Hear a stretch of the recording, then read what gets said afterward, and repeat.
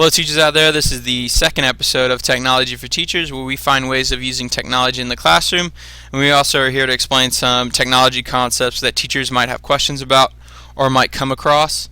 Last episode we looked at the student-centered classroom and technology and how technology furthered student-centered learning. This episode, episode 2, we're looking at the one-to-one classroom, so we look at what does one-to-one mean, the uses in a one-to-one classroom. If you're not in a one-to-one classroom, what can you do as a teacher, what is happening with one-to-one across the country. And as always on Technology for Teachers, we like to include free online resources that you can use in your classroom today. I'm Stephen Gorbanian. My students call me Mr. G. I'm a 6th grade world cultures teacher in Houston, Texas, looking to give you, the teacher, whether you're new or experienced, are looking at integrating technology in your classroom. So today's episode is one-to-one. So we look at one-to-one means one laptop per student. Some school districts have interpreted this as one device per student. The major organization right now that's working on a global scale is one laptop per child, OLPC. They've actually created a low-cost, durable laptop called the XO, and their kind of goal is to provide each student with a rugged, low-cost, low-power, connected laptop with content and software designed for collaborative, joyful, self-empowered learning. And that's kind of the same push that other school districts are trying to do for their students, is provide each student with a device, either for use in the classroom and also maybe at home, so they can further their learning. So what are the benefits of a one-to-one classroom and its kind of use in a one-to-one classroom? Well, after a 4-year study, 5,000 middle school students in a Texas classroom found that for those engaged in a laptop immersion program, they were less likely to have disciplinary problems, but they're actually slightly more likely to be absent from school than students without a laptop immersion program.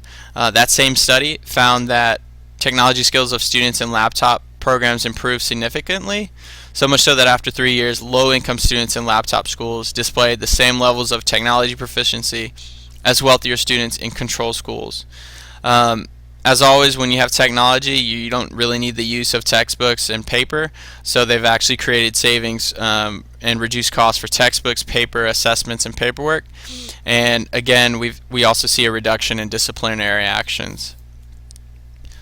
So if you're already in a one-to-one classroom, that means you have one laptop per student. It means they're interacting online, so you want to make sure you teach them a certain set of skills, which mostly you want online safety and protection, and how can they prevent viruses, and also about copyright ethics and what plagiarism means when using online resources.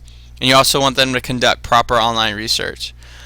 You also really want to prevent students using their computer to bully other students online. We call it cyberbullying. And you want to make sure they're accessing online, but they're not on any inappropriate websites, and also they shouldn't be on any non-educational websites. Tablet-based classrooms, there's a big push for iPads in the classroom. I know my school is creating an iPad program where we have several iPad cards where we're encouraged to start using iPads in the classroom. But before you start adding apps to the iPads, you want to ask yourself, according to teachthought.com, you want to ask yourself, what will the child learn from the app? Does the app offer the child an opportunity to practice a skill needed in school?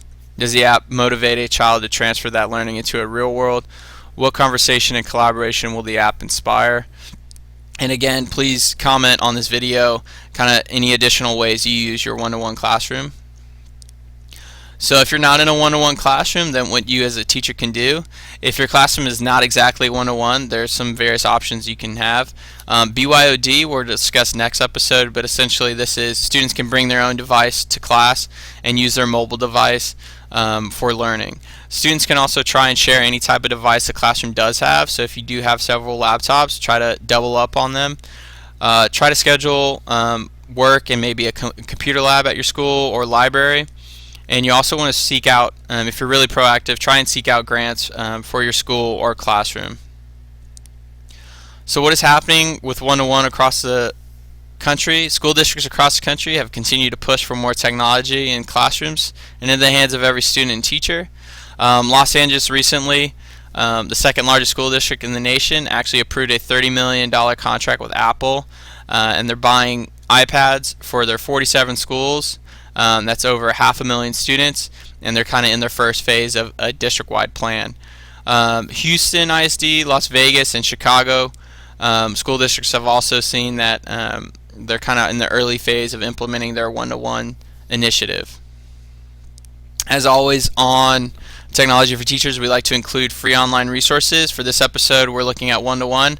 So I put together some free online resources that include kind of this flyer and poster, and you're able to post, and actually in some of them you're able to discuss. Glogster is a creative post, kind of a one-page summary of anything you want to post on there. So you can use it for maybe after reading, students can summarize and put together a creative kind of outlet, kind of a poster of what they learned from that reading. S'more kind of works the same way. It's a flyer. So again, maybe encouraging people to get out and vote for kind of their citizenship roles, maybe as an example of a lesson.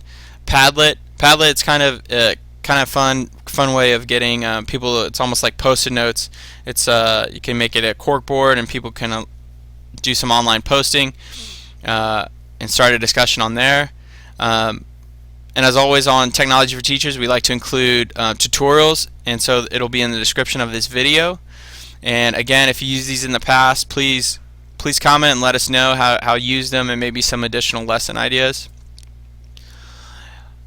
And so in our next episode, we're looking at BYOD. Like I discussed earlier, BYOD means bring your own device. What can BYOD do for your lessons? How can students benefit?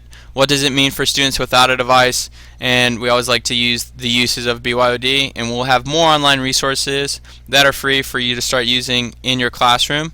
Thank you. This is Mr. G signing out. Thanks to all my resources. See you guys next episode.